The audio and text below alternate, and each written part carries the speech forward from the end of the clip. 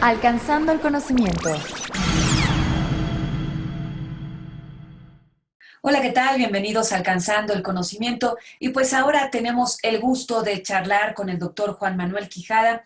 Él es psiquiatra, es director general de los servicios de atención psiquiátrica de la Secretaría de Salud. Y bueno, él tiene muchísimas cosas interesantes que contarnos, sobre todo a lo largo de estos más de 4 meses de pandemia que hemos vivido, que hemos estado encerrados, sin duda el tema de las enfermedades mentales y todas las situaciones que hay alrededor de ellas, todos los síntomas, todas estas situaciones como la depresión, la angustia, el miedo, el estrés, bueno, pues han estado ahí inmersas al lado de nosotros durante esta pandemia. Le damos entonces la bienvenida al doctor Juan Manuel Quijada. Gracias por esta entrevista. ¿Cómo estás? Buenas tardes. Gracias por estar con nosotros. Hola, ¿qué tal, Bertalicia Galindo? Muchas gracias por la invitación. Saludos a todos los televidentes y radioescuchas y quien esté presenciando. Bueno, en un principio de la pandemia hablamos contigo de lo que podrían ser los problemas como la depresión, la angustia, el miedo, el estrés, el encierro, el estar ante una situación con una gran carga de incertidumbre que hasta el día de hoy pues la seguimos teniendo. Seguimos estando viviendo bajo miedos y bajo incertidumbres, pero bueno, por lo menos ya hay un poquito más de claridad, hay luz al final del túnel, se están desarrollando las vacunas. También en estos días la pandemia pues ha dejado a muchas personas y sus seres queridos. También pues ha marcado una distancia, un nuevo estilo de vida. Las familias han tenido que cambiar sus esquemas de reuniones, se han disasociado. En fin, ¿nos puedes comentar de lo que tú has visto a lo largo de estos 4 meses? Muchas cosas. Efectivamente, en estos meses parece que han sido vertiginosos y como si fuera incluso más tiempo, ¿no? Lo hemos vivido de esta manera. Han pasado muchísimas cosas. A nivel de, quisiera yo hacer como una separación en cuanto a síntomas y cuanto a afecciones o afectaciones, en cuanto a la población que le llamamos general y a los personal de salud, porque sí son situaciones un tanto diferentes o caminos que hemos visto diferentes, dado que el personal de salud es una población que consideramos muy vulnerable y que al día de hoy ya está desgastado el personal de salud, ya está muy cansado. En un principio, la comunidad médica y de salud, en general, pues uno trae aguante, trae pila. La educación médica en México es de mucha resistencia y de alguna manera estábamos entrenados para un poco aguantar, pero esto ya se salió más allá de toda esa resistencia que pudimos haber pasado como estudiantes, ya sea de enfermería, de medicina o de alguna otra situación dentro de un hospital. Entonces, ¿qué ha pasado con el personal de salud? Que ha sido difícil, digamos, o lenta la petición de ayuda de ellos. En la Secretaría, los servicios de salud, se han dispuesto propiamente ayudas, atención telefónica, salas virtuales, incluso brigadas presenciales, y fue difícil que empezaran a tomar esta ayuda. Los motivos son diversos, de muchos factores. Uno de ellos es el que acabo de mencionar. Sin embargo, al día de hoy ya vemos una afectación y ya empezó a pedir ayuda al personal de salud en general. Las enfermeras es uno de los gremios que más desgastados hemos visto, desde luego los médicos. Y este asunto del duelo, que no solamente le pega a los familiares, sino que le pega también al personal de salud.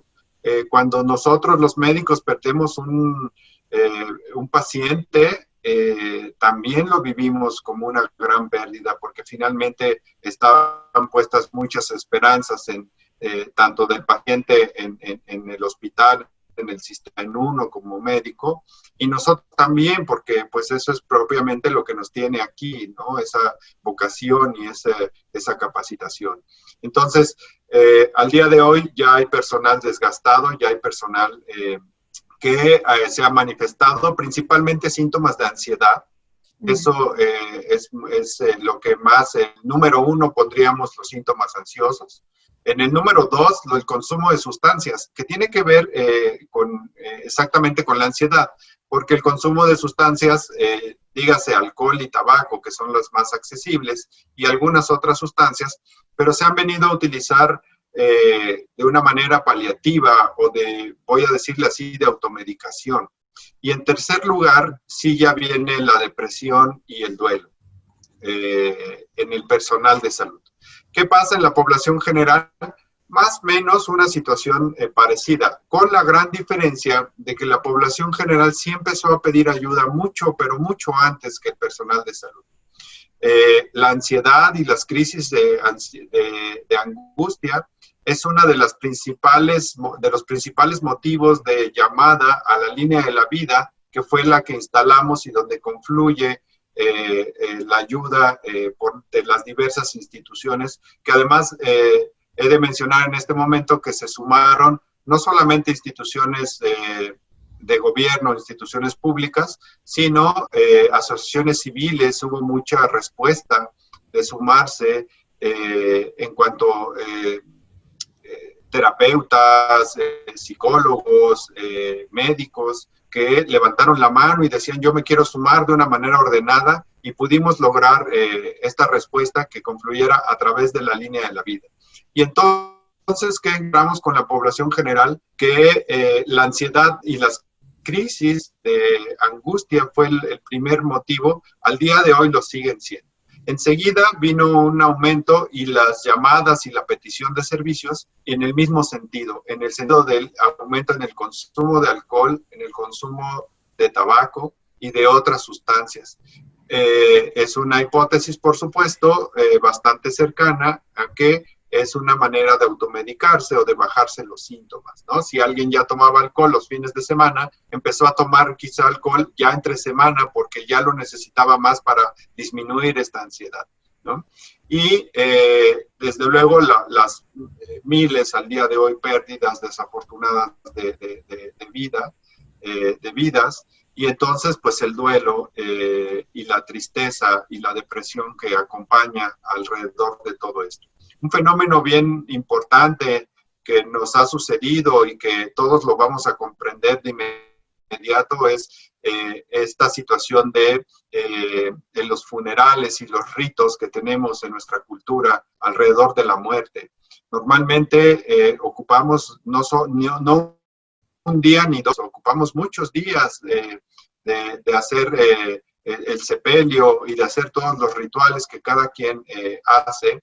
Incluso una vez después del entierro o de la cremación, se siguen algunos rituales, ¿no? En muchas casas, en muchas familias, que al día de hoy no se han podido llevar a cabo.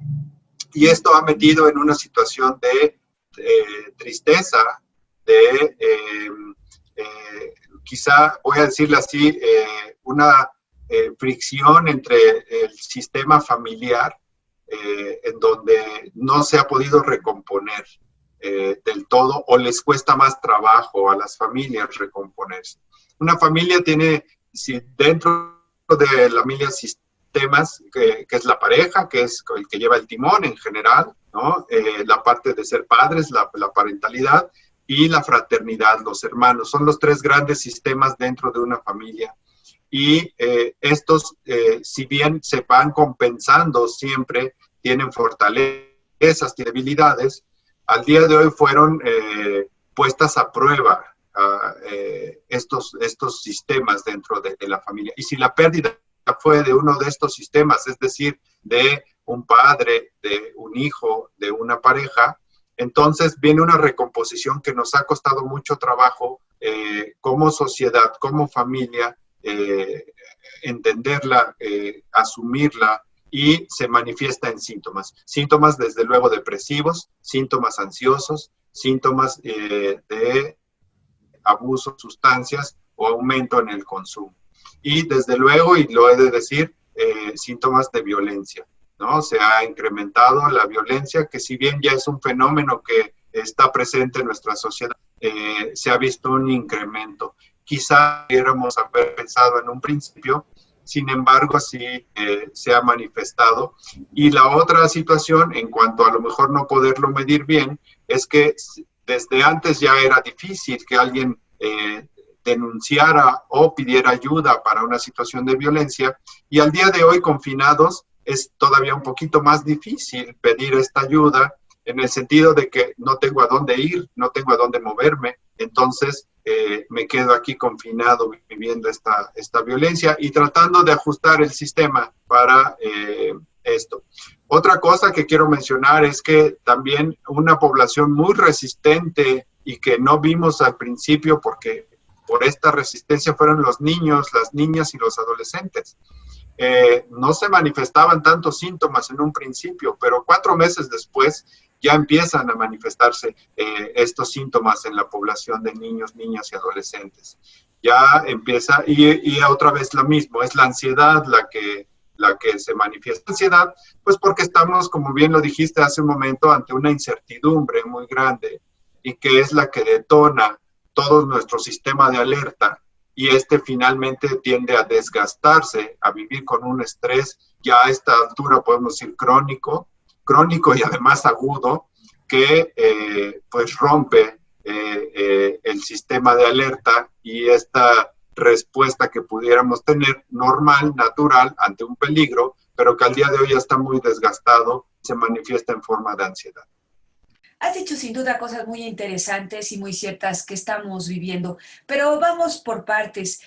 Tú mencionaste al principio el personal de salud, que es, pues, se rehusaba, el personal de salud es muy importante porque está en el primer frente y se rehusaban a ser tratados. Algo muy parecido a lo que acabo de comentar, porque tenemos médicos y un personal de salud muy comprometido, con una camiseta muy puesta y muy resistente, ¿no? Un personal de salud que venimos como al día de hoy, no es nada nuevo y se ha puesto en la mesa de un sistema de salud en el que hacen falta muchos elementos, pero que eso ha venido a traer una fortaleza en el personal, en el recurso humano de salud. Y entonces estos guerreros y estos primeros combatientes han sido muy fuertes, pero ya se cansados. Después de 4 meses ya se ven cansados. Entonces, no es tanto que se hayan rehusado, sino que en un principio no lo vieron necesario porque todavía aguantaban, digamos, como sus energías. Personal de salud es un personal muy resistente, muy estoico, siempre está en la primera línea de batalla. Sin embargo, al día de hoy, pues las energías no son infinitas y el físico ha cobrado factura, y también, desde luego, las defensas psicológicas que les llamamos, que es el poder enfrentar este estrés. Al día de hoy, desafortunadamente, ya hay un cansancio y afortunadamente, por otro lado, ha habido ya una respuesta o más bien una petición de ayuda del personal de salud, y lo que vemos es, te decía, ansiedad, depresión, ¿no? Y algo que se llama fatiga por compasión. ¿A qué le llamas fatiga por compasión? Es, para que lo entendiéramos con mucha sencillez, quiero poner una analogía que a todos nos pasó cuando el sismo del 2017. Es esta sensación de que no estoy pudiendo ayudar lo suficiente, ¿no? De que ya salí y ya cargué y ya levanté piedras y ya levanté muros y todo esto, lo que ya lleva agua, pero aún así me sigo sintiendo insuficiente en la ayuda que puedo brindar. Entonces viene esta fatiga importante en nuestros cuerpos, en nuestros cerebros, en nuestra mente, pero sigue teniendo adentro una sensación de compasión que nos impulsa a hacerlo, pero que la fatiga ya no lo permite. Y ahí, ¿cuáles son las alternativas para el personal de salud que tiene pues que seguir en esta primera línea de combate en esta pandemia, pero que desafortunadamente pues está pasando por estas circunstancias y tú mismo lo sabes y lo sabes muy bien, eres un psiquiatra con mucha experiencia y pues has vivido de cerca estas circunstancias cuando uno tiene estos síntomas de depresión, de fatiga, de cansancio, pues de pronto se vuelve un cóctel inmanejable. ¿Qué nos dices? Así es. Bueno, las tres esferas que hay que cuidar a nivel personal es la física, ¿no? Comer bien, hidratarse bien, tener tus rutinas, desde luego una actividad física sería el ideal. A nivel, en la esfera mental, poder tener tiempos de descanso mental, tener tiempos a solas, poder expresarlo y platicarlo con alguien, lo que uno está sintiendo. Eh, y a nivel social, desde luego, no dejar las relaciones sociales, ¿no? Con los amigos, con la familia. Si nosotros cuidamos estas tres esferas, es posible continuar, desde luego, no solamente en esto, sino en casi cualquier actividad. Y a nivel organizacional o de salud en los hospitales, también hemos aprendido al día de hoy a organizarnos de mejor manera, ¿no?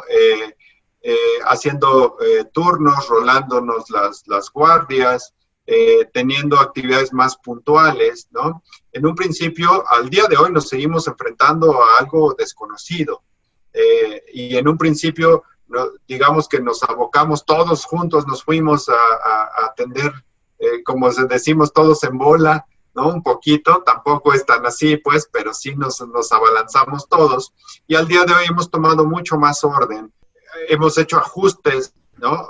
Organizacionales para poder repartirnos las tareas y poder seguir estas rutas mucho más, digamos, simplificadas para poder atender mejor a los pacientes y a los usuarios. Y eso hace a su vez que también uno pueda no solamente brindar un mejor servicio, sino caer en menos desgaste o menos cansancio laboral y personal, desde luego. Y en la parte de la ciudadanía, las circunstancias que se están viviendo, todo esto que se vive al interior de las familias, el confinamiento y también pues la misma incertidumbre que dices, bueno, ya podemos salir, pero si algo sale mal, si salgo y me contamino, todos estos miedos con los que estamos viviendo el día a día, ya me voy al trabajo, pero bueno, pues si tomo el transporte público, si en el trabajo tomo el elevador, las escaleras, si es que la hay, si me contacto con gente, si me relaciono con gente que pueda estar contaminada, en fin, lo que estamos viviendo en esta incertidumbre de que, bueno, sales de casa, no sabes si vas a regresar con el COVID encima o no. También hemos sufrido un aprendizaje con las familias, precisamente, ¿no? Como lo acabas de decir, cuando uno empezó a salir, al súper, pues no sabíamos pues para dónde movernos, como bien dices, qué tocar, por dónde entro, por dónde salgo, me llevo mi gel, no me lo llevo, me van a dejar entrar. No, en muchas situaciones pasado, en un principio, toda vez que se libera un poco el confinamiento más bien, que mucha gente quedaba fuera porque iba acompañada o porque no llevaba cubreboca. Sí, o llevabas a los niños. O llevabas a los niños, ¿no? Y esto ha sucedido con un aprendizaje muy rápido. Al día de hoy ya sabemos que hay que ir solos, de preferencia, si es que esto se puede. También del otro lado ha habido un poco de comprensión, porque hay hogares que son monoparentales, entonces no tiene uno con quien dejar al hijo, y lo tiene uno que llevar, pero también me refiero a esta comprensión que del otro lado ya la ha habido, o al día de hoy ya la hay, y eso es producto del aprendizaje. Dicen, entendemos que no puedes encargar a tu hijo, no tienes dónde encargarlo, no hay problema, pásale, ¿no? Y te vamos a dar el servicio, principalmente en los víveres, ¿no? O en la obtención de alimento. Y cubrebocas ya es difícil alguien que no lo traiga, y también del otro lado, a nivel de los servicios, pues en esta cultura mexicana ya salió el vendedor ahí a un ladito de cubrebocas, o propiamente los establecimientos te ofrecen un cubreboca para no perder al cliente. Sí, esta es una venta de moda. Exacto, sí. Ha sido un aprendizaje muy rápido, pero que sí en un principio generó mucha ansiedad y eran muchas las preguntas. ¿Cómo le hago? ¿Qué voy a hacer? Pongo mi tapete, sirve mi tapete, cada cuánto me tengo que sanitizar, cada cuánto me tengo que echar gel, si llego con las cosas del súper, las tengo que lavar todas o las tengo que limpiar, cuánto tiempo sobreviviría en una superficie el virus, y todo esto ya ha sufrido ya una transformación. Al día de hoy esas ya no son las preguntas, ya más o menos hemos aprendido esto, y por otro lado, también el que ya estaba, lo voy a decir así, el que ya estaba en la orillita de enfermarse, ya sea de una situación física o mental, pues también ya se enfermó. Es decir, también ya eso pasó al día de hoy. No quiere decir que ya no pase, pero este gran grosso de alguien que estaba, voy a poner un ejemplo, en la orilla de estar deprimido, vino el confinamiento y de un mes después se deprimió, formalmente estuvo deprimido, pidió ayuda y ya está en un tratamiento. No quiero dejar de mencionar la situación de los que ya estaban enfermos. Voy a poner un ejemplo. Alguien que iba a su consulta para artritis cada mes, por ejemplo, dejó de ir a su consulta por el confinamiento y porque a lo mejor el servicio ya no estaba disponible, ya no se pudo aplicar su tratamiento y entonces al no tenerlo sufrió una caída. Y entonces ya viene como una afectación secundaria a esto por no poder tener los tratamientos con la misma disponibilidad con la que los veníamos teniendo. Y esto es algo que también ha sucedido. Al verse adelgazados los servicios, dejamos de atender lo que ya venía siendo atendido, y esto es un problema que al día de hoy nos estamos enfrentando. El poder recuperar estos servicios formales y habituales que teníamos antes del confinamiento, antes de la pandemia. En ese punto estamos ahora, en poder recuperar estos servicios.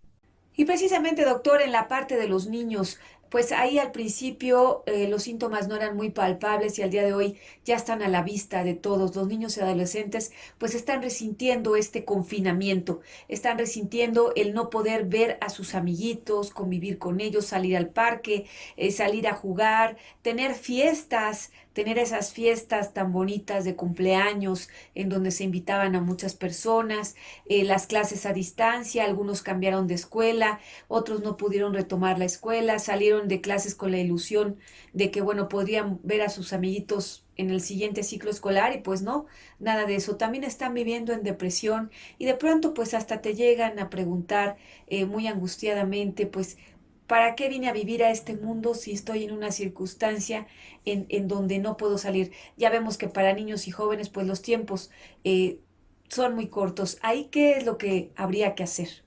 Bueno, lo que está pasando es que al día de hoy también, que no fue al principio, están saliendo los síntomas ansiosos y depresivos.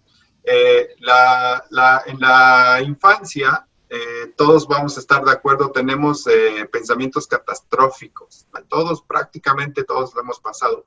Pero para los niños de hoy no es una fantasía, es una realidad, ¿no? Y ha sido difícil para un padre decirle, no te preocupes, no está pasando nada o eso no va a pasar, porque la realidad no se puede ocultar. Y ellos se dan cuenta de que sí está pasando, de que perdieron ya un familiar o un vecino o alguien cercano, y eso nos ha metido en una situación de mucho estrés para ellos, de mucha ansiedad, y que estamos ahorita también en el momento justo de ver cómo ellos van a compensar esto y cómo en la familia les vamos a ayudar.